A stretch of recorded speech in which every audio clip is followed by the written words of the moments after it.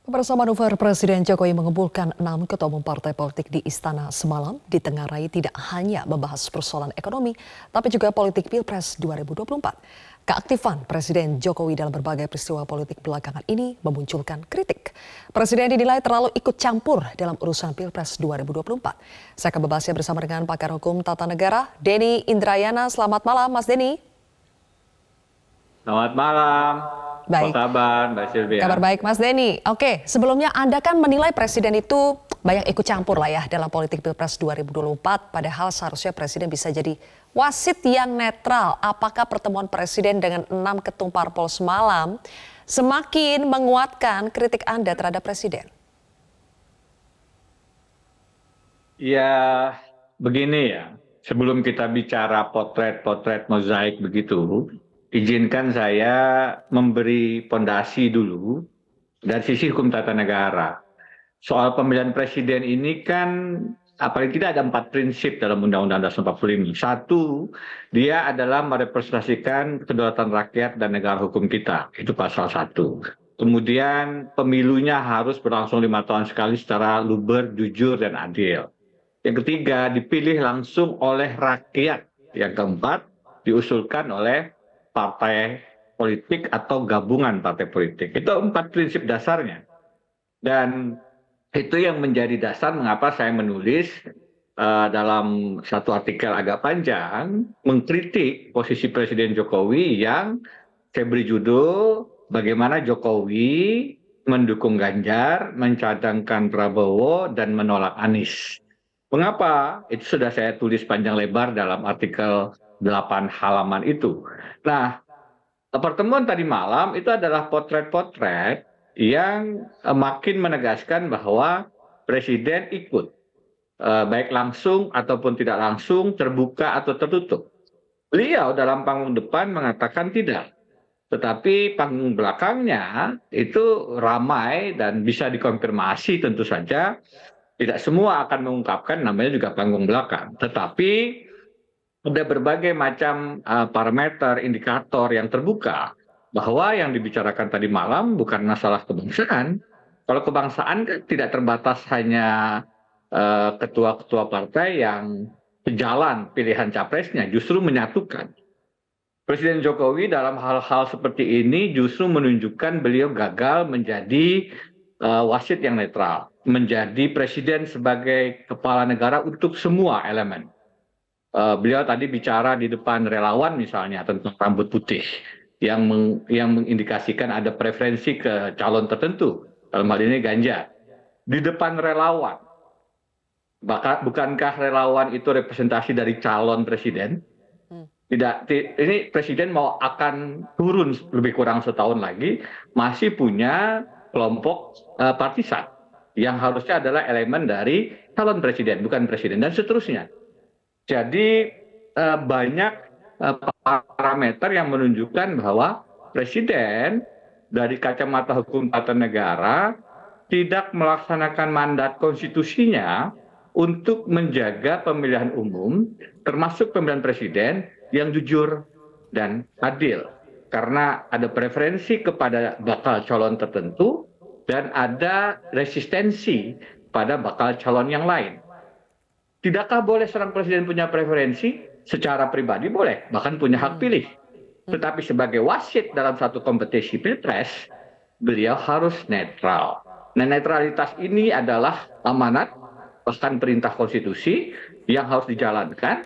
Pada saat itu dicederai dengan berbagai macam manuver, dengan berbagai macam preferensi yang menuju ke arah bakal tertentu dan menolak bakal yang lain, itu adalah pelanggaran konstitusi yang serius, termasuk mengganggu kedaulatan partai politik. Jadi partai politik sekarang itu oleh Undang-Undang Dasar diberikan wewenang hak untuk mengusulkan calon presiden. Nah, Presiden Jokowi terbaca dengan menggunakan instrumen hukum misalnya, dengan menggunakan instrumen pengaruh beliau, mencoba mengarahkan koalisi yang bisa kemudian bergeser dari pengaruh itu hanya partai yang dikenal oposisi dan Nasional Demokrat. Baik. Dengan independensi yang relatif lebih tinggi, Pak Surya Paloh bisa bergeser mencalonkan Anies Baswedan yang terlihat bukan preferensi presiden. Karena apa? Terbukti tadi malam juga begitu Nasdem mendeklarasikan Anies tidak diundang lagi kan dalam pertemuan koalisi pemerintah. Berarti kan dianggap keluar dari strategi Pilpres Presiden Jokowi. Yang lain sebenarnya juga punya kedaulatan.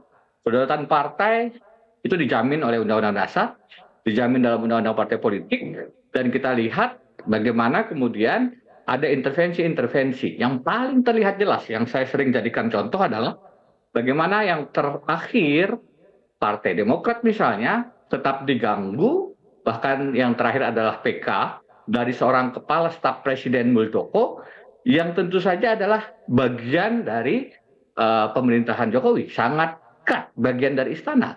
Pada saat kemudian ada langkah-langkah untuk mengambil alih Demokrat dan Presiden relatif diam saja, itu gangguan paling dasar terhadap kedaulatan partai politik. Sebagaimana dulu di zaman Orde Baru pernah ada upaya untuk mengambil alih PDI dari Ibu Megawati Soekarno Putri. Bagaimana perlawanan kita lakukan untuk menghadapi intervensi-intervensi semacam itu.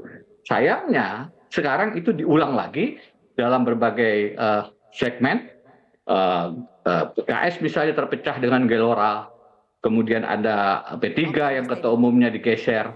Salah satunya karena kedaulatan partai memang sudah diintervensi baik dengan kekuatan politik maupun dengan persoalan-persoalan hukum. Nah, ini yang harus kita kritisi. Jangan sampai presiden makin jauh keluar dari mandat konstitusionalnya untuk menjaga pemilihan umum, khususnya pemilihan presiden, yang luber, jujur, dan adil. Baik, Mas Denny, kalau Anda melihat intervensi dari presiden ini sebetulnya termasuk pelanggaran konstitusi, bukan hanya sekedar pelanggaran etika, apakah itu berarti mengandung konsekuensi hukum? Sayangnya, saya harus melakukan pernyataan ya. Di 2014 saya dengan terbuka menyampaikan dukungan dan salam dua jari untuk mendukung Presiden Jokowi yang saat itu berpasangan dengan Pak JK. Nah, dua parameter yang saya gunakan adalah ketaatan terhadap konstitusi dan pemberantasan korupsi.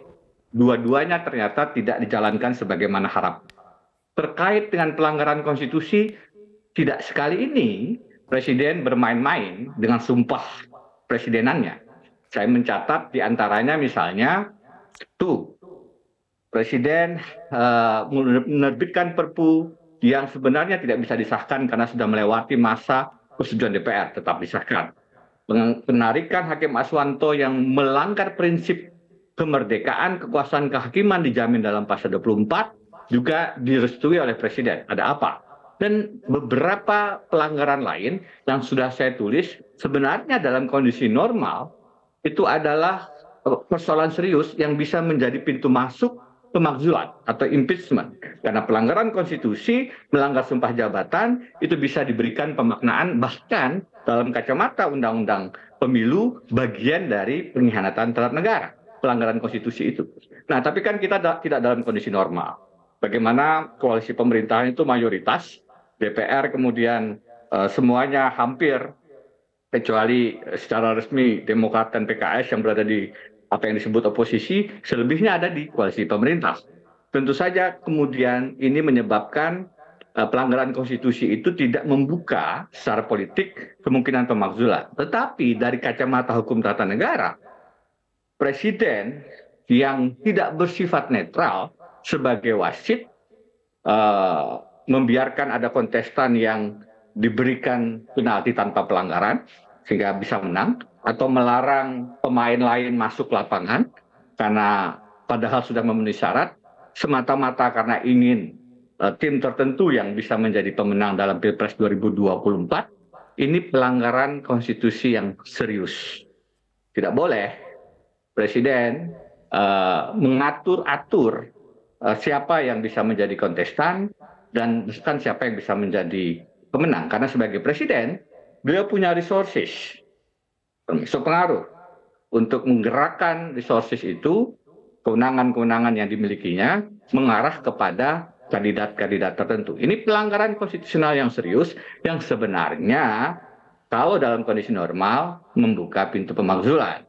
Tapi lagi-lagi saya katakan secara politik memang hitung-hitungannya menjadi tidak mungkin atau paling tidak sulit dilakukan. Oke.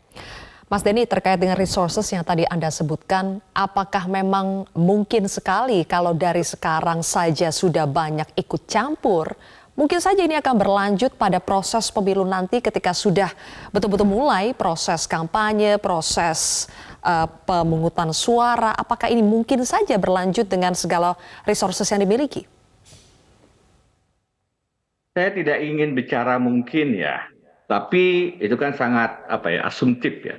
Yang kita lihat dari perjalanan kepemiluan kita, ada dua persoalan mendasar yang harus kita kawal dan jangan sampai terjadi. Pertama adalah politik uang yang relatif mewabah bagai pandemi yang sulit untuk diberikan vaksinnya, daya tahan kekebalannya. Yang kedua adalah politik curang.